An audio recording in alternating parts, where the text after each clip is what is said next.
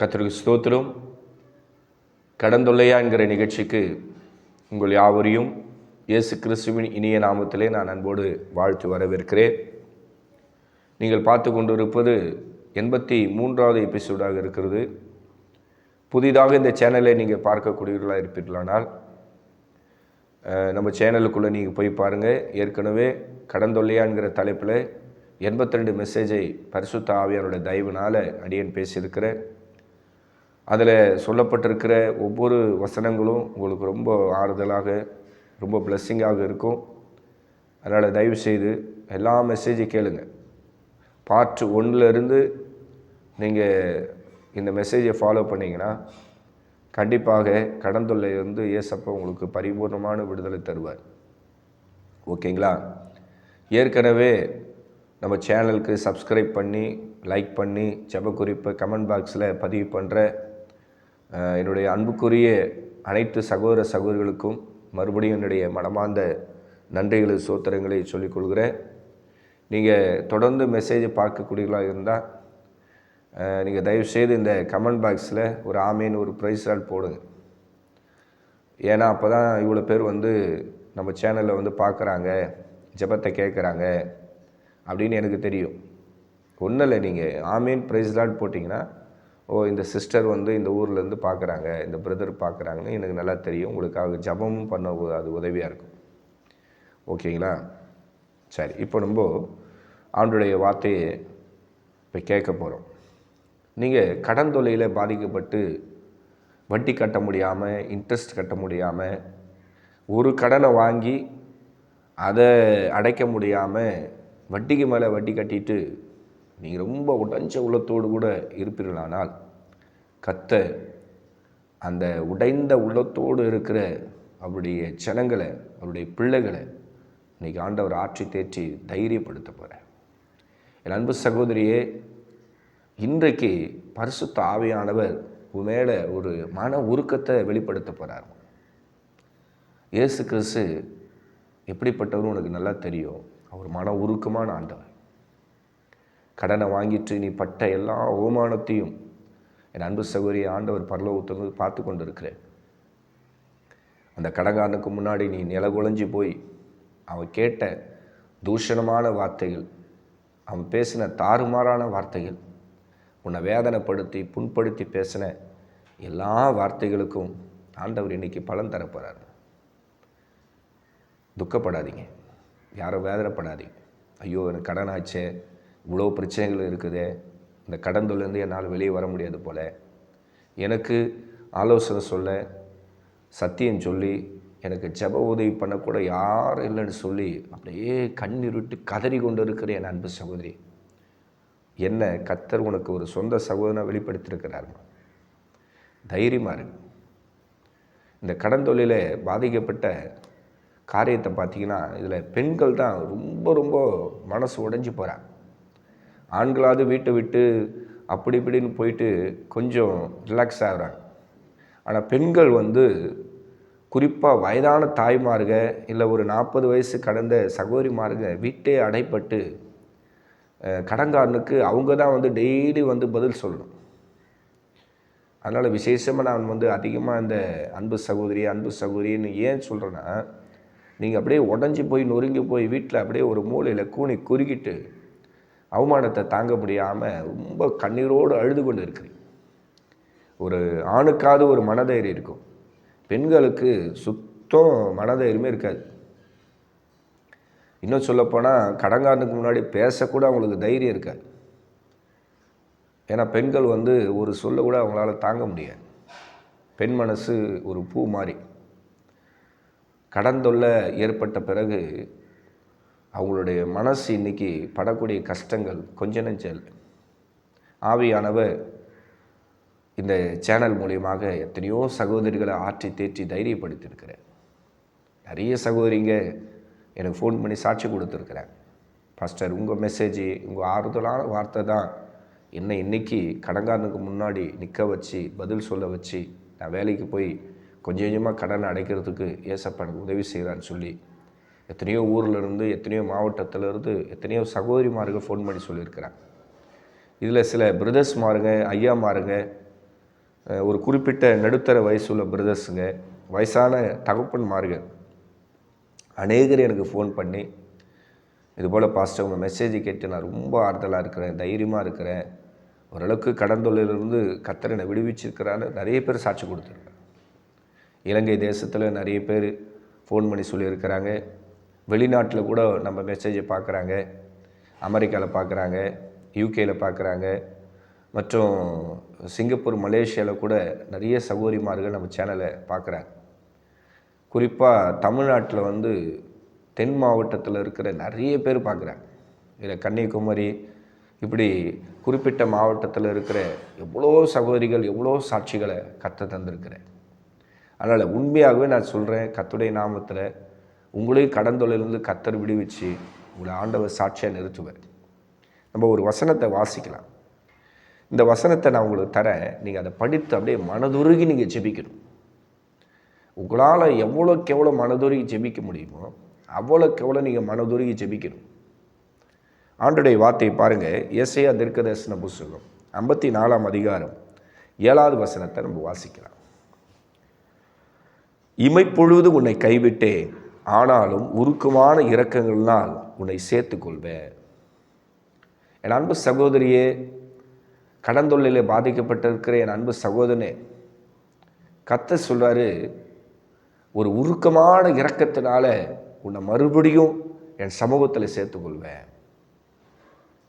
ஒரு சில பாதையில் நீங்கள் போகும்போது இந்த கடன் தொல்லையில் ஒரு பெரிய பாதிப்பு ஏற்படும் போது பயங்கரமான ஒரு நெருக்கமான ஒரு பாதையில் போவது போல் எல்லாராலும் தனிமைப்படுத்தப்பட்டு, எல்லாராலும் ஒதுக்கப்பட்டு, எல்லாரும் உங்களை கைவிட்டுருவாங்க.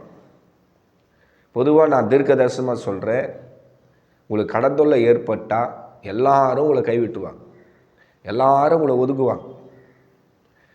ஏன் உங்கள் காதில் விழுகிற மாதிரி கடங்காரின்னு சொல்லி உங்களை இந்த உலகம் நிந்திக்கும். அதனால் தயவு செய்து ஏசப்பா உங்களை வெறுக்கலை, உங்களை அவர் கைவிடலை, அதை மாத்திரம் நான் உங்களுக்கு தெளிவாக சொல்லி கொடுக்குறேன். ஏசப்பா உங்களை கைவிடவே இல்லை. நீங்கள் மன தைரியத்தை முதல்ல பெற்றுக்கொள்ளணும். இது ஆண்டவர் என்ன கைவிடலை, ஏசப்பா என்னோடு இருக்கிறாரு, அவருடைய உருக்கமான இரக்கம் என்னை தாங்கும் அப்படின்ற தரிசனத்தை, வெளிப்பாடுகளை முதல்ல இந்த வசனத்தை பெற்றுக்கொள்ளு. அப்போ தான் நீங்கள் கடன் தொல்லையிலேருந்து ஒரு பெரிய ஜெயத்தை பெற்றுக்கொள்ள முடியும். இப்போ நீங்கள் கடனை வாங்கிட்டு எவ்வளோ கஷ்டப்படுறீங்க. எல்லாம் இந்த உலகத்தில் இருக்கிறவங்க சொல்லுவாங்க, ஏன் உங்கள் சொந்த ஊரில் இருக்கிற உங்கள் சொந்த ஜனம் சொல்லுவாங்க, இவளுக்கு எப்படி தான் இவ்வளோ கடன் வந்தது அப்படின்னு கேட்குறாங்களா இல்லையா? நீங்களே சொல்லுங்கள். உங்கள் கூட பிறந்த சகோதரி கூட கேட்பாங்க, உங்கள் கூட பிறந்த பிரதர்ஸும் கேட்பாங்க. இன்னும் சொல்லப்போனால் இவ ஏதோ ஒரு தவறான வழியில் போகிறாப்பல, அதனால தான் இவளுக்கு இவ்வளோ கடன் ஆச்சு அப்படி கூட உங்களை நிந்திப்பாங்க. ஆனால் நீங்கள் பரிசுத்தமாக சாட்சியாக இருப்பீங்க. உங்கள் மனசையும் உடம்பையும் நீங்கள் பரிசுத்தமாக காத்து கொண்டு இருப்பீங்க. குடும்ப செலவுக்காக, சில பிரச்சனைகளுக்காக நீங்கள் கடன் வாங்கி இப்போ சிக்கிக்கின்னு வேதனைப்படுவதை கர்த்தர் மாத்திரம் தான் அறிந்ததாக இருக்கிறார். அதனால் ஊரில் இருக்கிறவங்க, இவளுக்கு எப்படி தான் இவ்வளோ கடன் ஆச்சு, இவளுக்கு மாதம் வருமானம் இருக்குது, ஒன்றுக்கு வீட்டில் 2 வருமானம் இருக்குது, இப்போ எதுக்காக தான் கடன் வாங்குவா, ஏன் இவளுக்கு கடன் ஆச்சுன்னு சொல்லி பல பேரும் நிந்திப்பாங்க. அதுக்கெல்லாம் நீங்கள் செவி சாய்க்காதீங்க. ஓகேங்களா? ஏசப்பா உங்களோடு இருக்கும்போது நீங்கள் கவலைப்படவே கூடாது. ஆண்டவர் சொல்கிறாரு, இமைப்பொழுதும் உன்னை கைவிட்டேன். அருமையானவர்களே, இந்த வார்த்தை இயேசு கிறிஸ்துக்காக எழுதப்பட்டிருக்கு. அவர் சிலுவையை சுமந்து கொல்கதா மலை வரையும் போகிறார். அங்கே ஆண்டவரை ஒரு சிலுவை மரத்தில் 2 கையிலையும் கால்லையும் ஆணி அடித்து தூக்கி மாட்டுறாங்க. கடைசியில் ஒரு 7 வார்த்தை பேசிட்டு தன்னோட உயிரையே கொடுக்க வேண்டிய ஒரு சூழ்நிலை ஏற்படுது. அப்போது இயேசு கிறிஸ்துடைய உயிர் அந்த சிலுவை மரத்தில் அப்படியே ஊசலாடுது. அப்போது ஆண்டவர் சொல்கிறாரு, இயேசு கிறிஸ்து சொல்கிறாரு, என் தேவனே என் தேவனே ஏன் என்னை கைவிட்டீங்க. யோசனை பண்ணிப்பார். தேவகுமாரனுக்கே இந்த சூழ்நிலை ஏற்படுமானால் கண்டிப்பாக ஒரு ஆராதிக்கிற பிள்ளைகளுக்கு ஒரு சில சந்தர்ப்ப சூழ்நிலைகள், சில பிரச்சனைகள், குறிப்பாக இந்த கடன் தொல்லைக்குள்ளே போகும்போது ஒரு சில சமயம் உங்கள் இருதயத்தில் கூட ஒரு கேள்வி வரும், நம்ம இவ்வளோ ஜெபம் பண்ணுறோம், ஆண்டவனை கைவிட்டார் போல், நம்ம ஏன் உயிரோடு இருக்கணும்னு சொல்லி என்னென்னமோ நீங்கள் யோசிப்பீங்க. ஆனால் நல்லா கவனிங்க, இயேசு கிறிஸ்து கேட்டது உண்மைதான். என் தேவனே ஏன் என்னை கைவிட்டீங்க? அவர் கேட்டது உண்மைதான். ஆனால் பிதாகிய தேவன் அவரை கைவிட்டாரா? நீங்கள் சொல்லுங்க. அவர் இந்த பூமியில் தன்னுடைய ஜீவனை கொடுக்கணும். கொடுத்தாதான் உங்களுக்கு எனக்கு ரட்சிப்பு. புரியுதா உங்களுக்கு? நீங்களும் நானும் ரட்சிக்கப்படணும்னா இயேசு கிறிஸ்து தன்னுடைய ஜீவனை மனுக்குலத்துக்காக கொடுத்து தான் ஆகணும். அதனால் பிதாகிய தேவனுடைய சித்தத்தை அங்கே வெளிப்படுத்தினா வேறு வழியே கிடையாது. சொந்த குமாரனாக இயேசு கிறிஸ்துவை ஒரு இமைப்பொழுது அவர் கைவிட்டு தான் ஆகணும். இப்போது நீங்கள் ஆண்டவர்கிட்ட பட்சமாக பேசணும். ஆண்டவரே, மலைகள் விலகினாலும் பர்வதங்கள் நிலை பெறுதாலும் என் கிருபை உன்னை விட்டு விலகாத நீங்கள் சொன்னீங்க. ஆண்டவரே, இந்த உலகமே என்னை வெறுக்குதப்பா. ஆண்டவரே, 10 பைசா கூட இந்த உலகத்தில் இருக்கிற மனுஷர்கள் என்னை மதிக்கல ஆண்டவரே. ஏன் என்னுடைய கூட பிறந்தவங்க கூட என்னை மதிக்கல ஆண்டவரே. இந்த உலகமே என்னை வெறுத்துச்சு. நான் எல்லாராலும் ஆண்டவரே ஒதுக்கப்பட்டு அப்படியே ஒட்டஞ்சு போய் நொறுங்கி போய் ஆண்டவரே என் உயிரை கையில் பிடிச்சிக்கின்னு கதறாப்பா. இந்த கடன் தொல்லிருந்து ஏசப்பா எனக்கு ஒரு ரட்சிப்பு தாங்க அப்படின்னு சொல்லி உங்களை எத்தனை பேர் கத்த நோக்கி கூப்பிட்றீங்களோ அவங்களுக்கெல்லாம் கத்த தன்னுடைய மன உருக்கத்தை இன்னைக்கு உங்களுக்கு வெளிப்படுத்தி தரப்படுறேன். கவலைப்படாதீங்க. உங்களுக்கு இப்போ எவ்வளோ கடன் வேணா இருக்கட்டும். இப்போ நீங்கள் மாதம் ஃபுல்லாக சம்பளம் வாங்கி என்ன செய்கிறீங்க நான் சொல்லட்டுங்களா? அப்படியே இங்கே கொஞ்சம் இன்ட்ரெஸ்ட்டு, இங்கே கொஞ்சம் இன்ட்ரெஸ்ட்டு, இங்கே கொஞ்சம் இன்ட்ரெஸ்ட். மாதம் ஒரு வருமானம் வருதுன்னா அந்த வருமானத்தை தாண்டி உங்களுக்கு கடன் சுமைகள் இருக்குது. எதை நீங்கள் சமாளிப்பீங்க? எவ்வளோ நாள் தான் வட்டி கட்டுவீங்க? நீங்கள் சொல்லுங்கள். உங்கள் உடம்புலேயும் இப்போது தெம்பு கிடையாது. சரீரத்தில் பயங்கர பலவீனம். இதில் வர வருமானத்தை எடுத்து ஒரு நல்ல ஆகாரம் சமைச்சு சாப்பிட்லான்னா கூட பிசாசு உங்களை கட்டி வச்சு. நல்லா கவனிங்க. கடன் என்பது ஒரு சாபக்கட்டு. உங்கள் வருமானத்தை கொண்டு நீங்கள் சாப்பிடவே கூடாது. கடை வாங்கி தான் நீங்கள் சாப்பிட்ணும். அரிசி கடை வாங்கணும். ஏன் உப்பு கூட நீங்கள் கடை வாங்கி தான் சாப்பிட்ணும். ஒரு கறிமீனை கூட வாரத்துக்கு ஒரு முறை நீங்கள் எடுத்து சாப்பிடக்கூடாது. நல்ல ஹெல்த்தான ஆகாரம் நீங்கள் சாப்பிடக்கூடாது. வியாதி, மன அழுத்தம், தூக்கம் கிடையாது, நிம்மதி கிடையாது. கரெக்டுங்களா? வாங்குகிற சம்பளத்தெல்லாம் இன்ட்ரெஸ்ட் தான் கட்டுறீங்க. ஒரு கடனை அடைக்க 10 இடத்துல கடத்தை வாங்கி இப்போ சிக்கின்னு இருக்கிறீங்க. இந்த கடத்தை அடைக்கிறதுக்கு அங்கே கடை வாங்குறது, அந்த கடை இங்கே கடை வாங்குறது, இப்படி உருட்டி புரட்டிக்கின்னு ஏதோ ஒன்று நீங்கள் எப்படி ஒரு திகிலோடு தான் வாழ்ந்துன்னு இருக்கிறீங்க. நீங்களே சொல்லுங்கள். அப்போ கடன் என்பது ஒரு பிசாசு கட்டு தானம்மா? சொல்லுமா என் அன்பு சகோதரி? அது ஒரு பிசாசு கட்டு தானே? அந்த பிசாசுடைய கட்டு உடையன்னா கர்த்தருடைய மன உருக்கம் இறங்கி வரணும். அதுதான் ஏசாயா தீர்க்கதரிசன புத்தகம் 54:7, 10 ரெண்டையும் கவனிங்க. அதில் ஆண்டவர் சொல்றாரு, உருக்கமான இரக்கம் அப்படின்னு எழுதியிருக்கு. கவனிச்சிங்களா? உருக்கமான இரக்கம். அந்த உருக்கமான இரக்கம் உங்களுக்கு கிடைச்சிச்சுனாவே உங்களுடைய கடன்ங்கிற சாபக்கட்டு வஞ்சிடும். அந்த மன உருக்கத்தை கர்த்தர் உங்களுக்கு வெளிப்படுத்தினா நீங்கள் மனதுருகி கண்ணீரோடு பாவத்தை அறிக்கை செய்து, ஏசப்பா தெரிஞ்சோ தெரியாமல் நான் கடன் வாங்கிட்ட ஆண்டவரே என்னை மன்னிச்சிருங்க அப்படின்னு மூச்சுக்கு 300 முறை கதறி கதறி கதறி நீங்கள் தேவ சமூகத்தில் அழணும். ஆண்டவரே, என்னால் இதுக்கு மேலே முடியாத ஆண்டவரே, என் உடம்புல தெம்பு இல்லை ஆண்டவரே, சுகர் எனக்கு இருக்குது, ப்ரெஷர் வர இருக்குது, மன அழுத்தத்தில் நான் பாதிக்கப்பட்டு ஒரு மன நோயாளி போல் ஆயிட்டாப்பா ஆண்டவரை, கடங்காரன் கொடுக்குற ப்ரெஷரை என்னால் தாங்க முடியல, அவன் கேட்குற கேள்வியெல்லாம் ஆண்டவரே என் ஜென்மமே செத்து போன மாதிரி நான் கதறி அழறினேன், அழக்கூட எனக்கு கண்ணீர் இல்லையேன்னு சொல்லி கதறி கொண்டு இருக்கிற என் அன்பு சகோதரியே, கர்த்தர் சொல்றார், உன்னோட அப்பா பேசுகிறாருமா,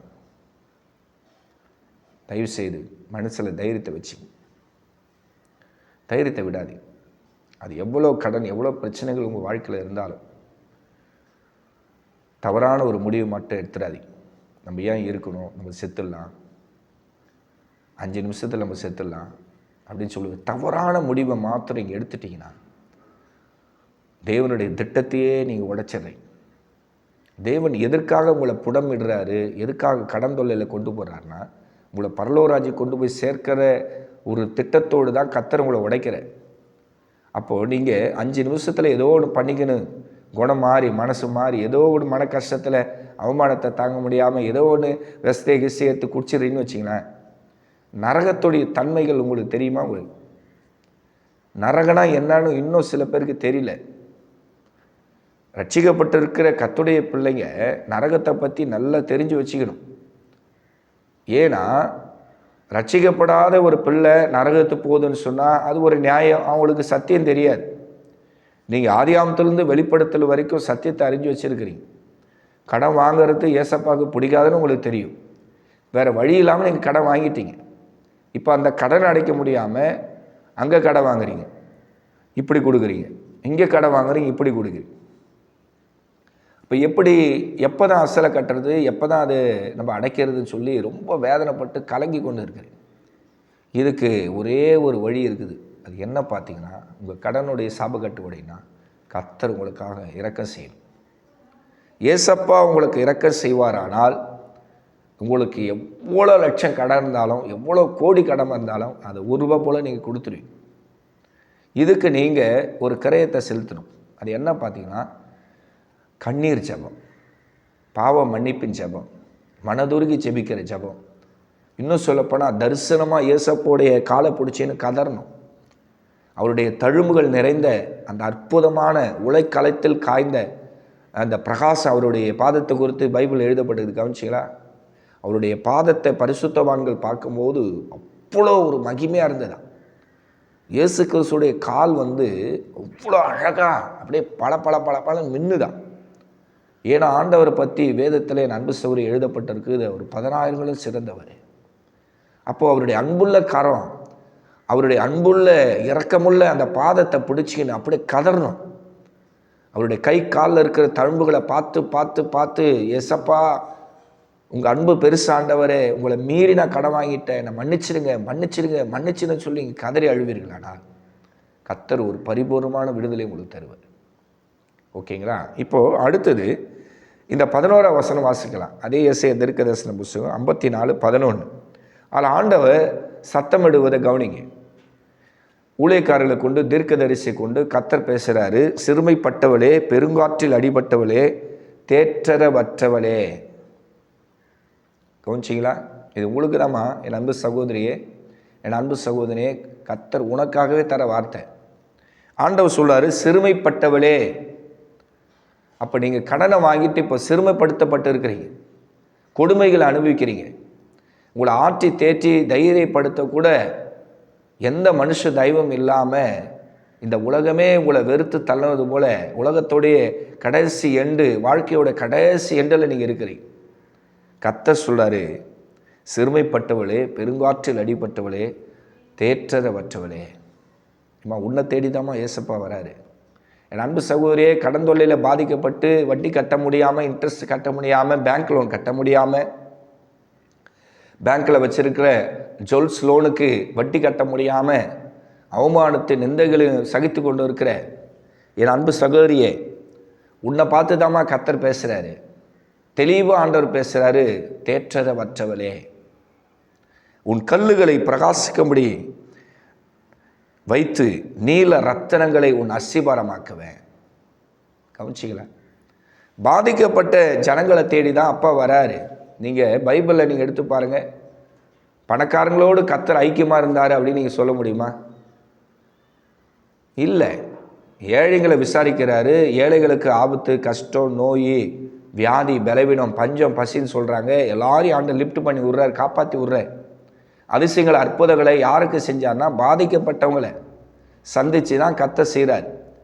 தேற்றரவற்றவங்க, ஆதரவற்றவங்க, கைவிடப்பட்டவங்க, விதவிங்க, மனநொந்து போனவங்க, இவங்கள தான் அப்பா தேடி தைரியப்படுத்தி நான் இருக்கிறேன்னு சொல்லி அவங்கள சுகமாக்கி அற்புதங்களை செஞ்சு அவங்கள சந்தோஷப்படுத்தியிருக்கிறேன். அப்படி இருக்கும்போது என் அன்பு சகோதரியே, ஏசப்பா சொல்கிறாரு, உன் அஸ்திபாரத்தை கூட நான் ஒரு நீல ரத்தனமாக மாற்ற போகிறேன். உன் பலகணிகளை பளிங்கு கொப்பாகவும், உன் வாசல்களை மாணிக்க கற்களும், உன் மதில்களெல்லாம் உச்சிதமான கற்களமாக்குவேன். உனக்கு வேண்டிய சமாதானத்தையும் தருவேன், உன் பிள்ளைகளுக்கும் சமாதானம் தருவேன். அதனால் நீங்கள் இந்த ஏசாயா தீர்க்கதரிசன புஸ்தகம் நான் காண்பித்த 7வது வசனம், 10வது வசனம், 11, 12, 13 ஆகிய வசனங்களெல்லாம் நீங்கள் வாசித்து நல்ல வாயில் அறிக்கை செஞ்சு சோத்திரம் பண்ணி, ஏசப்பா இனிமேல் நான் கடன் வாங்க மாட்டேன், என்னை மன்னிச்சிடுங்க ஆண்டவர் சொல்லி உங்களை எத்தனை பேர் கதறி அழுறீங்க. அத்தனை பேருக்கும் விடுதலை சமயமாக இருக்குது. ஏசப்பாவுடைய மன உருக்கம் மாறாது. அவர் உங்கள் மேலே ஒரு மன உருக்கத்தை இன்றைக்கி வெளிப்படுத்திட்டார்னா, உண்மையிலே சொல்கிறேன், இந்த பிரசங்கம், இந்த ஜெபம் உங்களுக்குள்ள பெரிய மாற்றத்தை உண்டாக்கு. சத்தியமாக சொல்கிறேங்க, கர்த்தருடைய சமூகத்திலேருந்து சொல்கிறேன். ஏசப்பா உங்களை பார்த்து சொல்கிறாரு, உன் மேலே என் பிள்ளையை நான் ஒரு இரக்கத்தை வைப்பேன், என் மன உருக்கம் மாறாது. அந்த மன உருக்கத்தினால நீ சகல காரியத்தை செய்து முடிப்ப. உன்னால் செய்ய முடியாத காரியம் ஒன்றும் இல்லை. நீ வெக்கப்பட்டு போயிட்ட, அவமானப்பட்டு போயிட்டேன்னு சொல்லி குறுகி அப்படியே உடைஞ்சி போயிருக்கிற, உன்னை நான் தூக்கி நிறுத்துவேன், பலப்படு, திடங்குள் என்று ஆண்டவர் இன்றைக்கு தீர்க்கதரிசனமாக உரைக்கிறேன். அப்படியே உங்கள் இருதயத்தில் இருக்கிற புண்ணை ஆற்றக்கூடிய வார்த்தையினால் கர்த்தர் உங்களை திடப்படுத்துகிறேன். நீங்கள் நினைக்கலாம், ஐயோ என்னால் முடியலையே, கடன் அடைக்க முடியலையே, கொடுக்க முடியலையே, இன்ட்ரெஸ்ட் கட்ட முடியலையே, எனக்கு சொத்து சுகம் எதுவுமே இல்லையே, எனக்கு தைரிய சூழல் கொடுத்து உதவி செய்ய யாருமே இல்லை சொல்லி கதறீங்க. ஏசப்பா சொல்கிறாரு, நான் இருக்கிறேன் மகளே, நீ பயப்படாதே, மகனே நான் இருக்கிறேன், நீ பயப்படாதுன்னு சொல்லி கர்த்தர் உங்களுக்கு சமீபமாக வந்திருக்கிறேன். அதனால் தைரியமாக இருங்க, வசனத்தை அறிக்கை செய்யுங்க, தேவ சமூகத்தை காத்துக்கொள்ளுங்க, விசுவாசத்தை காத்துக்கொள்ளுங்க. இது கடைசி காலம். பிசாசால் வஞ்சிக்கப்பட்டு கடன் தொல்லை, வட்டி கட்ட முடியல, இன்ட்ரெஸ்ட் கட்ட முடியலன்னு சொல்லி நீங்கள் தவறான ஒரு முடிவு எடுத்தீங்கன்னா உண்மையிலே பரலோக ராஜ்யத்தில் கூட உங்களுக்கு மன்னிப்பு இருக்காது. என்னாலும் நரகத்தில் போய் கஷ்டப்பட வேண்டிய சூழ்நிலையில் தள்ளப்படுவீங்க. அதனால் நீங்கள் முடிவு பெறுன்னு விசுவாசமாக இருங்க, நீங்கள் ரட்சிக்கப்படுவீங்க. கர்த்தர் ஒரு நாள் பெரிய விடுதலை தருவார். அந்த விடுதலை நேரம் இதுவாக கூட இருக்கலாம்.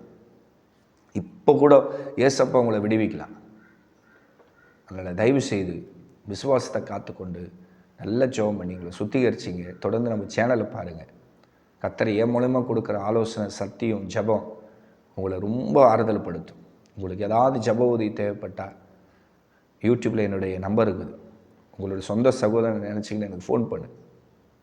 நான் உங்களை தைரியப்படுத்தி உங்களுக்காக ஜெபம் பண்ணுறேன். ஓகேங்களா? அதனால் தொடர்ந்து நம்ம சேனலோடு இணைஞ்சிருங்க. மெசேஜை பார்த்தா ஒரு ப்ரைஸ் லார்ட், ஒரு ஆமேன் கமெண்ட் பாக்ஸில் போடுங்க, ஒரு லைக் போடுங்க. அப்போ தான் நீங்கள் பார்க்குறீங்க எனக்கு தெரியும். இது பெரிய லாப நோக்கத்துக்காக நான் சொல்லலைங்க. தயவுசெய்து அதை புரிஞ்சுங்க. இவ்வளோ பேர் பார்க்குறாங்க, நம்ம இன்னும் ஆண்டோடைய வார்த்தை எடுத்து சொல்லணும், ஜனங்களுக்கு இது பிரயோஜனமாக இருக்குது, ஆறுதலாக இருக்குது அப்படின்னு சொல்லி நான் இன்னும் ஜெபம் பண்ணி ஆண்டோடைய வார்த்தையை உங்களுக்கு தந்து உங்களை தைரியப்படுத்த தான் அதை சொல்கிறேன்.